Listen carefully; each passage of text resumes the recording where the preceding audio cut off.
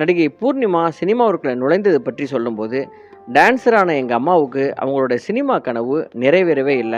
அப்போது படித்துக்கொண்டே dance class போயிட்டு இருந்த எனக்கும் சினிமா மீது பேராசை வந்தது. என்னோட டான்ஸ் மாஸ்டர் நடிகை ஹேமமாலினியின் அம்மா கிட்ட என்ன பத்தி சொல்லியிருக்கிறார்.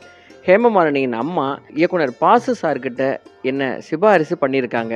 பாசு சாருக்கு என்னோட டான்ஸ் பிடித்து போக தில்லாகி அப்படிங்கிற அவரோட படத்தில் ஒரு சின்ன ரோலில் என்னை நடிக்க வைத்தார். டான்ஸ் கிளாஸில் எனக்கு சீனியரான வாணி கணபதி அம்மா இருந்தாங்க. அவங்க மூலமாகவும் என்னோட டான்ஸ் மாஸ்டர் மூலமாகவும் என்னை தெரிஞ்சுக்கிட்ட இயக்குனர் கே பாலச்சந்தர் சார் ஒரு டான்ஸ் சப்ஜெக்ட் படத்துக்காக என்னை சென்னைக்கு வர சொன்னார். டான்ஸ் டெஸ்ட்டு, ஆக்டிங் டெஸ்ட்டு என அனைத்திலும் நான் சூப்பராக தேர்வானேன்.